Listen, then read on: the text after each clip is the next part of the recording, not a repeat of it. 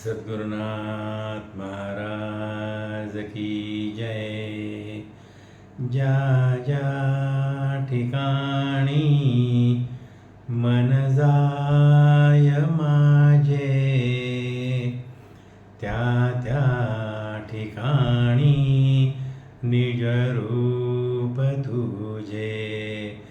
मी ठेवितो मस्तकच्या ठिकाणी, तेथे तुझे सद्गुरु पाय दोनी. गुरुर्ब्रह्मा गुरुर्विष्णू गुरुर्देवो महेश्वरा, गुरु साक्षात परब्रह्म तस्मै श्री गुरवे नमः. शांताकारं भुजगशयनं पद्मनाभं सुरेशं, विश्वाधारं गगनसदृशं मेघवर्णं शुभांगं, लक्ष्मीकान्तं कमलनयनं योगभिर्ध्यानगम्यं. वन्दे विष्णुं भवभयहरं सर्वलोकैकनाथं. सद्गुरुनाथ महाराज की जय. सद्गुरु परम पूज्य कस्तुरे महाराज की जय. जय श्री कृष्ण, जय योगेश्वर. अधिक मास महात्म्य यातला आजचा आपला 5वा अध्याय आपण आता आज घेत आहोत. नेहमीप्रमाणे पहिल्यांदा 5व्या अध्यायाचं वाचन करू, त्यानंतर त्यातला बोध काय आहे तो आपण या अध्यायाच्या शेवटी थोडक्यात त्याची चर्चा करू. श्री गणेशाय नमः. अध्याय 5वा. श्री गणेशाय नमः. श्री सरस्वते नमः. श्री गुरुवे नमः. जय जयाजी गुरुराया मोरेश्वर महाराजया. नमन तुमची या पाया, करा छाया कृपेची. तुमची या कृपेची नौका परतीरा न्यावे बालका. मनी धरिला तो आवंका, तो सिद्धीने का दयानिधी. ऐका आता श्रोते जन, कथा हे पुण्य पावन. जे ऐकता वैकुंठ भुवन, लक्ष्मी नारायण संवादा. श्लोक. श्रीर्विष्णुवाच. एकदो पवनं देवीर्जग्मुर्यदुकुमारकः. विहर्तु सामप्रद्युम्न चारुभानुगदादया. क्रीडितां सुचिरं कालं विचरन्ता पिपासिता. जलन्निरुदके कूपे दद्रशु तत्त्वम् अद्भुतं. कृकुलासं गिरिनिभं वीक्ष्य विस्मितमानसा. तस्योच्चारणे यत्नं चक्रुस्ते कृपयान्वितः. टीका. ऐका हो श्रोते सर्व, ब्राह्मणाचे महात्म्य अपूर्व. मागे कथिले तुम्हा ते सर्व, आताही अपूर्व आकर्जिजे. श्री विष्णू स्वय आपण, लक्ष्मी प्रती करीतसे श्रवण. त्याची ऐका सावधान, करुणे मन एकाग्रपै. एकदा मिळून सर्व कृष्ण कुमार, खेळत होते तेव्हा अपार. खेळत खेळत प्रवेशले दूर, एका अरण्या माझी ते. तव तेथे खेळता चेंडू उसळला, तो जावनी एका कुपा माझी पडला. तव तेथे पातला अर्भक मेळा, पाहती कुप लागिते. तेथे आश्चर्य देखिले नैनी, तया कुपा माझी तत्क्षणी. कृकलास देखिला तयाने, कृकलास म्हणजे सरड तो. तो सरड पर्वता ऐसा, कांती सुवर्णमय सहसा. म्हणती आजवरी सरड ऐसा, न देखो निज दृष्टी. मग समग्र मिळोनी एके ठाई, प्रवर्तक झाले त्याची डोई. सर्व मिळून ते समयी, कर्षिते झाले तया ते. चर्मबंधनी बांधिला दृढ, तव बोलता झाला तो सरड. हे मूल हो सर्व ही मूढ, तुम्हा माझी प्रौढ कोण. मनुष्यवाणी तो बोले पाही, आश्चर्य करू लागले सर्वही. मग सांब प्रद्युम्न ते समयी, बोलते झाले तया ते. म्हणती चतुरपणे बोलशी भाषा, तरी तू आहेस कवण महापुरुषा. तुझी तव व्हावया ऐशी दशा, कारण काय निवेदी. मग तो सरळ ते काळी पाही, वदता झाला तया ते देही. म्हणे मूल हो ऐका सर्वही, पूर्वकथन माझे हे. पूर्वी मी नृग राजेंद्र देख, इक्ष्वाकुवंशी असे एक. राज्यभार चालवी विवेक, धर्मन्याय प्रतापी. दान करीतसे अपार, अमित माझा कारभार. वैसा सुवर्णमय साचार, देखुनी सुरवर मानवती. ऐसे असता एकेकाळी, मलमासाची या पर्वकाळी. पाचारून विप्रमंडळी, गोदाने तोषवितसे. सलक्षणी सालंकार युक्त, सहस्र गोदाने देतसे नित्य. पुढे परिसिजे वृत्तांत, वर्तला तो अवधरा. एका ब्राह्मणा ते धेनू दिधली दान, तव ते कळपात आली पळून. दुसरे दिनी सेवकी धरून, उभी केली दानार्थ. मी संकल्पयुक्त पाही, दान दिधले ते समयी. ब्राह्मण घेऊन जाता स्वगृही, पूर्व दिवशीचा भेटला द्विजवर. तयाने ते धेनू ओळखिली, म्हणे मज हे काल दान आली. येरू म्हणे राय आत्ताची दिदली, मज लागुने स्वामीचिया. मी तो न देई तुम्हा ते, येरू जाऊ न देई तया ते. कलह मांडला उभया ते, आले धावत मज लागी. मग मी समजावी दोघांते, नेणोनी अपराध घडला माते. म्हणे हिचेनी पालटे तुम्हा ते, धेनू देतसे दुसरी मी. ऐसे तया ते समजाविता, तव ते नायकती उभयता. मग सहस्त्र गोदाने तत्वता, द्यावया सिद्ध झालो. एका धेनूचे पालटे, सहस्त्र द्यावया नेटे. सिद्ध झालोसे हटे, परिनायकती उभयता. मग ते सांगते शास्त्राधार, संकल्पे बद्ध झाला तो द्विजवर. तया पालटे अन्य विचार, तरी पाप अघोर ते असे. गो विक्रया समान जाण, पाप घडे हो तेणे दारुण. म्हणून शापिले मज लागून, कृकलास होई पापिष्टा. विनाकारण हा शाप त्याणी, दिदला हो मज लागुनी. मग प्रार्थितो झालो मधुरवाणी, मग उशापवाणी बोलिले.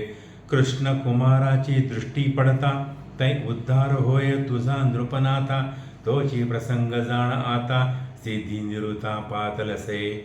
पुढे कालांतरे करून, देह झाला विसर्जन.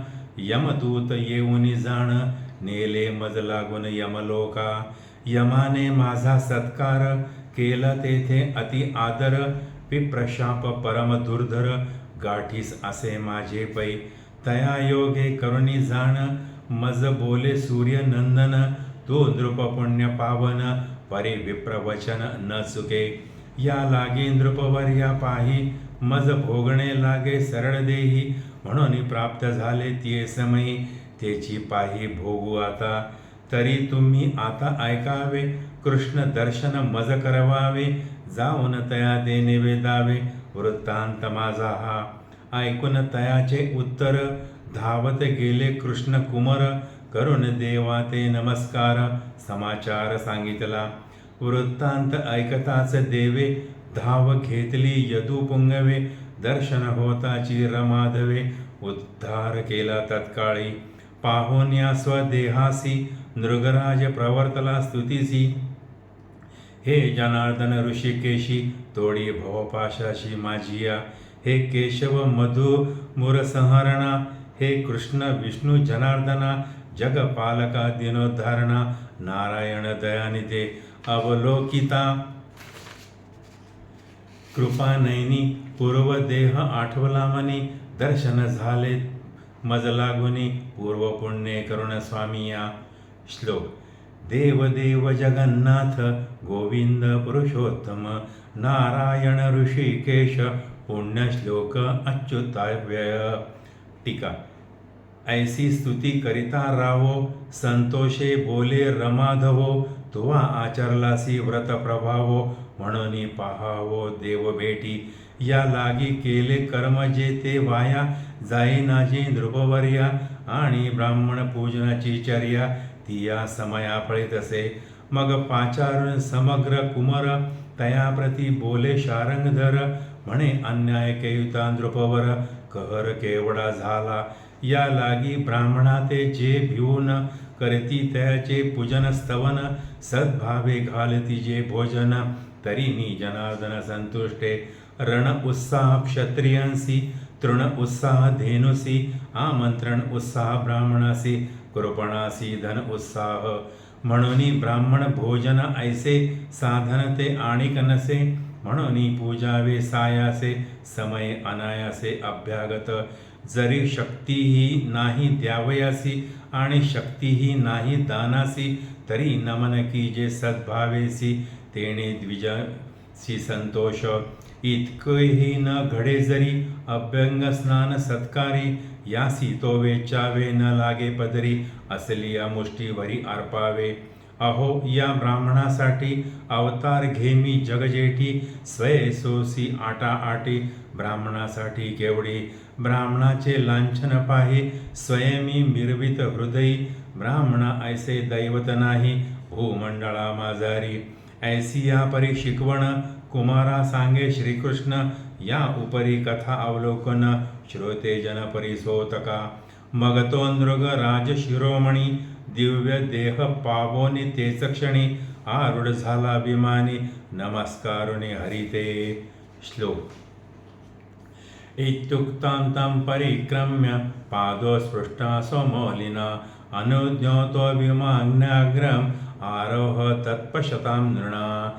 सद्भिः समागमो राजन्, कदाचिन्ना फलो भवेत्, विमुक्तो नरकाद्राजा, नृग साधू समागमात. टीका. या प्रकारे नृग नृपवर, पावता झाला उद्धार, म्हणून या धरामर, अगोदर पूजावे. पहा केवढा ज्ञान भगवंते, दिधलासे ब्राह्मणाते, ब्राह्मणाधींची प्राप्त दैवते, ब्राह्मणाधीन ते मंत्र. पहावया भूमंडळी विख्याती, भगीरथे आणली भागीरथी, ते जगाते पूर्ण करीती, परी साधू उद्धरती तयासे. एकदा भागीरथी तटाकी, स्नान कीजे समग्र लोकी, तव नारद तेथे दुरोनी अवलोकी, परी न स्पर्श सलीला. तव गंगा बोले मुनिवर्या, दुरुनीच अवलोकनिया, का स्पर्शो न द्याजी पाया, करा छाया कृपेची. श्लोक. सर्वलोक निमज्जन्ति, साधु खिन्नं विनञ्जति, मातत्वदर्शनान्मुक्ती, पुनर्जन्म न विद्यते. टीका. तव नारद म्हणे ते समयी, तुझ ऐसे पवित्र नाही, तव दर्शनाचे ही पाही, मुक्ती होई प्राणिया. मग स्नान केलिया सकळ, क्षाळन होय अंगाचे मळ, पापन उरे तिळवळ, राहे अचळ ब्रह्मभुनी. तव गंगा बोले मुनिराया, जैमी आले हो या ठाया, तैसा नेम वचन आठवा हृदया, माझिया असे की. जगाचे पापाचे क्षाळन, ते तव होतसे माझे न, परी माझे पापमोचन, तुमचे निजाण होतसे. मग हास्य करून देवऋषी, मार्जन मज्जन केले तिसी, प्रवेशता झाला भुवनासी, ब्रह्मलोकासी मुनिरावो. ऐसे साधूचे महिमान, गंगा वर्णितसे आपण, म्हणून प्रार्थितो तुम्हाला गुण, पूजा साधुजन आदरे. श्लोक. साधूनां दर्शनं स्पर्श, कीर्तनं स्मरणं तथा, ब्रह्मस्व न च हर्तव्यं, यदिच्छासी परांगती. टीका. सामर्थ्य असोनी अंगी, शक्तीनुसार न पूजिती जगी, तरी तया ऐसी अभागी, भुवन त्रयी नसेची. संसार तरी माईक, आयुष्य जाण क्षणेक, तेथे कीजे पूर्ण विवेक, करा सार्थक देहाचे. धन असलिया अपरमित, काही नयेच पै सांगत, म्हणून कीजे हिताहित, हृदय श्री अनंत आठवुनी. श्लोक. कृष्ण परिजनम गुह्य, भगवान देवकी सुतः, ब्रह्मण्य देव धर्मात्मा, राजान मनुष्य शिक्षयन्. एवं विभाव्य भगवान मुकुंदो द्वारशोकसा पावना सर्वलोकानां विवेशं निजमंदिरम. टीका. ऐसा कथाभाग रमादवे, कथिला तो स्वभावे, जग हे पावन करावे, म्हणून स्वभावे निवेदित, तोची अर्थांतर बरवा, तुम्हा निवेदिला श्रोतिया सर्वा, चित्ती संशय न धरावा, पुराणी पहावा प्रत्ययो. इति श्री अधिकमास महात्म्य ग्रंथ पद्मपुराणीचे संमत मनोहर सुत विरचित पंचमोध्याय गोडः. इति पंचमोध्यायः. आज हा 5वा अध्याय आपण ऐकला. ह्या 5व्या अध्यायामध्ये एक मोठी कथा आहे आणि एक छोटी कथा आहे. मोठी कथा ही की नृग नावाचा एक राजा होता आणि तो राजा सतशील असून दानधर्म करण्यामध्ये तो खूप पटाईत होता आणि त्याचा तो स्वाभाविक धर्मच होता. तर तो प्रत्येक व्यक्तीला तो दानधर्म करायचा. एकदा असंच अधिक मास आला म्हणजे मलमास आला आणि त्यावेळेस त्यांनी असा संकल्प केला की मी प्रत्येक ब्राह्मणाला त्याच्या राज्यातल्या प्रत्येक ब्राह्मणाला मी एक गाय, तिला सालंकृत म्हणजे तिला अलंकार वगैरे झूल वगैरे घालून मी ती ब्राह्मणाला देईल. असं मी दररोज 1000 गायी देईल. म्हणजे महिनाभर ते 1000 गायी दररोज 1000 ब्राह्मणांना देणार, असा त्यांचा संकल्प होता. तर असंच एक दिवशी एका ब्राह्मणाला त्यांनी एक गाय दान केली आणि दान केल्याच्यानंतर ती गाय त्या ब्राह्मणाचा त्याच्या हातचा तो कासोटा सोडून आणि तो कासरा सोडून ती ते जो मूळ कळप होता त्या गायींचा त्या कळपात ती परत आली. आता ह्या राजाला काहीच माहीत नाही की हे काय झालं म्हणून. ब्राह्मणाने त्याचे आता हजारो ब्राह्मण तिथे, हजारो गायी, तर त्यालाही ती काही सापडली नाही. मग तोही निराश होऊन तिथून तो निघून गेला. दुसरा ब्राह्मण जो होता, आता ही गाय कळपात आल्याच्यानंतर त्या राजाच्या नौकरांनी ती गाय परत आणली आणि सांगितलं राजाला की ही दान करा. तर त्या राजाने तीच पहिल्यांदा दान केलेली जी कळपात परत आलेली गाय तीच दुसऱ्या ब्राह्मणाला दान दिली. आता ह्या ब्राह्मण खुश होऊन तो घरी निघाला. रस्त्यातच पहिला ब्राह्मण त्याला भेटला आणि म्हणे ही गाय तर मला राजाने दान दिली होती. हा ब्राह्मण म्हणे की नाही, मला आत्ताच दिलेली आहे म्हणे. तर त्यांचं झालं भांडण सुरू. पहिला ब्राह्मण म्हणे की मला आधी दान दिलेली होती. दुसरा ब्राह्मण म्हणे ते मला माहीत नाही, मला आत्ता त्यांनी दान दिली, मी ही गाय काही तुला देणार नाही. दोघांचं भांडण सुरू झालं. भांडण करत करतच ते राजाजवळ आले आणि राजाला त्यांनी सांगितलं की पहिल्या ब्राह्मणाने सांगितलं, दुसऱ्या ब्राह्मणाने पण सांगितलं. राजाच्या लक्षात आलं की काय झालं तर चूक. त्यांनी त्या दोन्ही ब्राह्मणांची क्षमा मागितली आणि सांगितलं की हे विप्र, माझ्याकडनं ती चूक झालेली आहे, तर मी तुम्हाला त्याच्या बदल्यात दुसरी गाय देतो. पहिला ब्राह्मण म्हणे की नाही, शास्त्राधार असा आहे की जे संकल्पित दान आहे ते मलाच प्राप्त व्हायला पाहिजे, ते दान तुम्ही याला कसं काय दिलं परत. आणि दुसरा ब्राह्मण म्हणाला की शास्त्राधार असा आहे की एकदा दान दिलेलं जर असेल तर ते परत घेऊ नये, त्यामुळे मी ही परत देणार नाही. राजाने त्यांना सांगितलं की एका गाईचं सोडा, मी जो ब्राह्मण माघार घेईल किंवा जो मान्य करेल त्याला मी 1000 गाई देईल. तरीही त्या दोघांनी काही ते मान्य केलं नाही आणि शेवटी पहिल्या ब्राह्मणाने त्या राजाला शाप दिला की तू एकदा दिलेलं दान दुसऱ्याला परत ते देतोस तर तू पुढच्या जन्मी सरडा होशील. दुसरा ब्राह्मण जो होता तर त्याने सगळं ऐकलं तर त्याला वाईट वाटलं की अरे हे बरोबर नाही. तर त्यांनी उशाप दिला की यांनी ती शापवाणी उच्चारलेली आहे, तर तुम्हाला जर कृष्ण दर्शन झालं किंवा कृष्ण कुमारांचं दर्शन जर झालं तर तुमचा उद्धार होईल, मी हा उशाप देतो. ते निघून गेले. राजाचा पुढचा जन्म जेव्हा झाला तर तो सरडा झाला आणि सोन्याचा सरडा पर्वता एवढा एका विहिरीत बसला होता. त्याच ठिकाणी कृष्णकुमार, साम आणि प्रद्युम्न आणि गदाधर वगैरे जे होते ते सगळे खेळता खेळता चेंडू खेळत होते आणि खेळता खेळता ते ह्या वनात आले आणि वनात आल्यानंतर त्यांचा चेंडू ह्या विहिरीत पडला. विहिरीत पडल्यानंतर त्यांनी डोकावून पाहिलं तर हा सुवर्ण सरडा दिसला. तर त्यांनी त्याला दोराने बांधला आणि वर काढायचा प्रयत्न केला की याचा उद्धार करू म्हणून. तेव्हा तो मनुष्यवाणीत बोलला की तुमच्यातला मोठा कोण आहे तो त्याला माझ्यापुढे आणा, मी त्याच्याशी बोलतो. मग हे साम आणि प्रद्युम्न पुढे झाले आणि त्यांनी सगळा वृत्तांत दोघांना सांगितला आणि म्हणाले की माझी विनंती आहे की तुमच्या वडिलांना तुम्ही म्हणजे योगेश्वराला भगवान श्रीकृष्णाला इथे बोलवून आणा म्हणे, मला दर्शन घेऊ द्या म्हणे त्यांचं. हे पळत गेले, त्या योगेश्वराला घेऊन आले आणि त्या राजाचा उद्धार झाला. उद्धार झाल्यानंतर मग राजा परत त्याचा देह पहिल्यासारखा झाला आणि तो राज्य करू लागला. दुसरी कथा छोटीशी अशी होती की भगीरथ राजाने जी भगीरथ गंगा आणली पृथ्वीवरून, स्वर्गातून पृथ्वीवर, तर ती गंगा जो स्नान करेल त्याचं ती मळ धुवून टाकायची, पाप धुवून टाकायची. एकदा त्या गंगेवरती नारद मुनी आले आणि नारद मुनीने गंगेला नुसताच नमस्कार केला. गंगा म्हणाले की हे काय मुनीवर आहे, तुम्ही नुसताच नमस्कार करता, स्नान करा ना म्हणे. तर नारद म्हणाले की तू एवढी महान आहेस, एवढी पवित्र आहेस की तू अनेकांचे पाप धुवून टाकते, माझी काय तिथे मी स्नानाची काय आवश्यकता, मी म्हणून तुला फक्त नमस्कार करतो, कारण तुला नमस्कार जरी केला तरी मला सगळं माझं पाप जे काही असेल ते धुवून निघेल.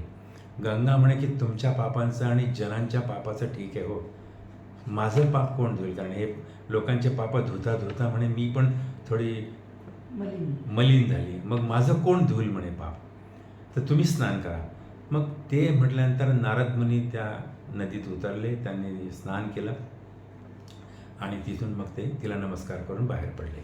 म्हणजे हे मुनीवर, साधूजन यांच्या नुसत्या स्नानाने सुद्धा पापक्षालन होतं आणि पापाचं हरण होतं, मलिनता दूर होते. ह्या दोन छोट्या ज्या कथा आहेत, यातून आपल्याला बोध काय घ्यायचा आहे. पहिल्या कथेतला आपण बोध बघूया की राजाने एक गाय दान केली, ती चुकून याच्याकडे परत आली, तीच गाय त्याने दुसऱ्याला दान केली आणि मग त्याला तो शाप भोगावा लागला. आपल्याही दैनंदिन जीवनामध्ये, आयुष्यामध्ये अशा अनेक आपल्याला घटना घडत राहतात, आपल्या त्या नकळत होत राहतात. आपणही लोकांच्या लग्नप्रसंगी, विवाहप्रसंगी, मंगल कार्याप्रसंगी आपणही लोकांकडे जातो, आपणही त्यांना काही आहेर करतो, त्यांना काही भेटवस्तू देतो, तेही आपल्याला काही भेटवस्तू देतात. आणि अशा वेळेस बऱ्याच वेळा असं होतं, असं लक्षात येतं की आपल्याला ती वस्तू जरी प्राप्त झालेली असेल भेट स्वरूपात किंवा दान स्वरूपात, दान स्वरूप म्हटलेलं नाही आहे मी, भेट स्वरूप म्हटलेलं आहे. पूर्वीचा काळी तो शब्द दानाचा होता, आता तो भेट स्वरूप शब्द झालेला आहे. मग ही भेटीत मिळालेलं म्हणजे एक प्रकारचं आपल्यालाही त्यांनी दानच दिलेलं आहे. हे दान आपल्याला आवडत नाही म्हणून आपण लगेच ते दान दुसऱ्याला देऊन देतो. एखाद्याच्या लग्नप्रसंगी एखाद्या स्त्रीला साडी मिळाली तर ती लगेच ती साडी दुसऱ्या लग्नात कोणाला तरी देऊन टाकते. ब्लाऊज पीस मिळालं दुसऱ्याला देऊन टाकते, ओटी मिळाली तिसऱ्याला देऊन टाकते, शर्ट पीस मिळाला चौथ्याला देऊन टाकतात. ते स्वतः ते वापरतच नाही. हा जो प्रकार आहे, तर हा प्रकार ह्या 5व्या अध्यायामध्ये सांगितलेला आहे की ह्यानं सुद्धा सरड्याची योनी प्राप्त होऊ शकते आणि मग ती योनी भोगावी लागते. याच्यावरती उशाप काय? आता योगेश्वर तर काही आपल्याला सोडवायला येणार नाही, कृष्णकुमार काही येणार नाहीत, मग उपाय काय? त्या काळातला तो उपाय होता. ह्या काळातला एक छोटासा उपाय आहे जो माझ्या सद्गुरूंनी सांगितलेला आहे. तर त्यांचं असं म्हणणं आहे, त्यांच्या म्हणण्यानुसार, त्यांच्या वचनानुसार सद्गुरूंच्या, की ह्या ज्या गिफ्ट मिळालेल्या वस्तू आहेत, साडी असो, शर्ट पीस असो, शाल असो, बेडशीट असो, भांडी असोत, काही कोणी चमचे देतं, कोणी डिश देतं, तर कोणी काही देतं. आपल्याला नको असतं आपल्या संसारामध्ये, कारण ह्या वस्तू आपल्याकडे आधीच उदंड प्रमाणात असतात आणि आपण त्या वापरत नाहीत. म्हणून मग त्या स्वतःच जमा करायच्या आणि एका विशिष्ट दिवशी, कोणत्याही ज्या दिवशी आपल्याला मनात पडेल त्या दिवशी, आपल्याकडे कोणाचा वाढदिवस असेल, मुलांचा असेल, स्वतःचा असेल, पत्नीचा असेल, लग्नाचा वाढदिवस असेल, कुठलाही शुभ जो दिन असेल आपल्या आयुष्यातला, त्या दिनाच्या प्रित्यर्थ ह्या सगळ्या भेटवस्तू ज्या मिळालेल्या आहेत, साडी असो, ब्लाऊज पीस असो, शर्ट पीस असो, काय असेल, तर जे लोक ज्यांच्या अंगावरती पूर्ण अंगभर वस्त्र नाही, त्या स्त्रीला ती साडी दान करा. एखादा पुरुष आहे, त्याच्या अंगावरती शर्ट नाही आहे, त्याला तो शर्ट द्या शिलाईसहित, शिवून द्या. अनेक लोक असे खूप गोरगरीब आहेत की त्यांच्याकडे भांडे नाहीत, वस्तू नाहीत, त्यांना त्या देऊन द्या, त्यांच्या कामी येतील काहीतरी. निदान त्यांना पांघरुण म्हणून ती शाल मिळेल, बेडशीट मिळेल, ती साडी अंगावरती नेसायला मिळेल, तो शाल असेल किंवा अजून जे वस्तू मिळाल्या असतील. आपल्याला मिळाल्यानंतर ह्या दान प्रतिदानाच्या ह्या चक्रातून जो शाप राजाला जो प्राप्त झाला तो आपल्याला होऊ नये, हा तो याच्या पाठीमागे हेतू. वर्षभरातून तर आपल्याला निदान प्रत्येक व्यक्तीला 2-4 तरी साड्या म्हणा, 2-3 ब्लाऊज पीस म्हणा, 1-2 शर्ट पीस म्हणा, एखादी बेडशीट, ब्लँकेट वगैरे काहीतरी आज नवीन नवीन त्या भेटवस्तू मिळत राहतात की ज्या आपल्याला नको असतात, आपण त्या ठेवून देतो. ह्या गोरगरिबांना द्या, ज्यांना त्याची गरज आहे त्यांना. हा त्याच्यामधला हा एक संदेश. दुसरा संदेश असा की यांनी ब्राह्मणाचं महत्त्व मागच्याही अध्यायात सांगितलं आहे, याही अध्यायात त्यांनी ब्राह्मणाचं महत्त्व सांगितलं आहे. आणि ते महत्त्व सांगताना सांगतात आहे की ब्राह्मणाच्या अधीन मंत्र आहेत, मंत्राच्या अधीन दैवत आहे. म्हणजेच की एका प्रत्याने ते दैवत आणि मंत्र हे दोन्ही ब्राह्मणाच्या अधीन आहेत. ब्राह्मणाची व्याख्या मागच्या अध्यायात सांगितली.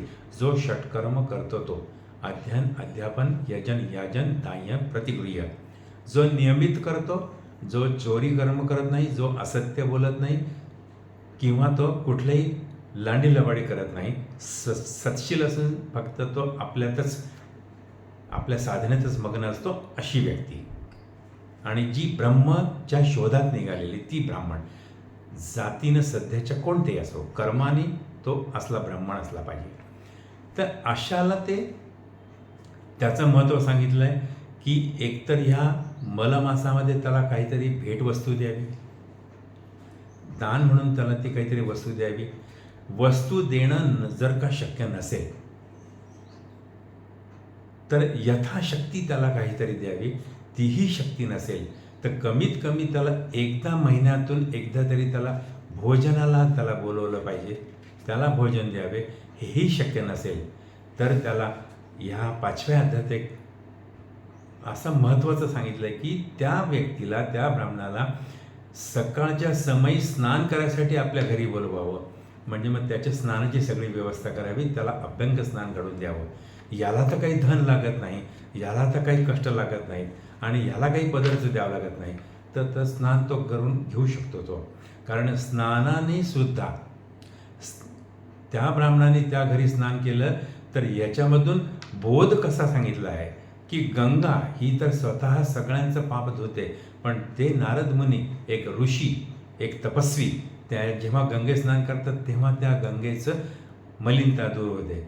मग अशा वेळेस ह्या ब्राह्मणाला तर का घरी स्नानासाठी बोलवलं तर त्या घरातली ती जरी स्वतः दुसऱ्यांचं पाप हरण करत असेल तरी जी काय शिल्लक राहिलेली मलिनता असेल तर तीही या त्याच्यात ती निघून जाते. हा ह्या 5व्या अध्यायामधला महत्त्वाचा संदेश यामध्ये त्याने दिलेला आहे. आणि परत एकदा ह्या 5व्या अध्याय म्हणतात आहे की ह्यापैकी काहीही जरी जमलं नाही, काही शक्य नाही आहे, न दान, न धर्म, न स्नान, न भोजन, काहीच नाही, तर निदान अशा सत्शील स्वरूपाच्या ब्राह्मणाला निदान अपशब्द बोलून आहेत आणि त्याला कमीत कमी दररोज नमस्कार तरी करावा. एवढं जरी केलं तरी हे 3 वर्षाची शिदोरी आपल्या हाताशी येऊन जाते. कारण मलमास हा जो आहे, अधिक मास जो आहे, हा 3 वर्षांनी परत येतो. असा हा बोध आहे या याच्यामधला. इथे हा 5वा अध्याय संपला. जय श्रीकृष्ण, जय योगेश्वर, सद्गुरुनाथ महाराज की जय.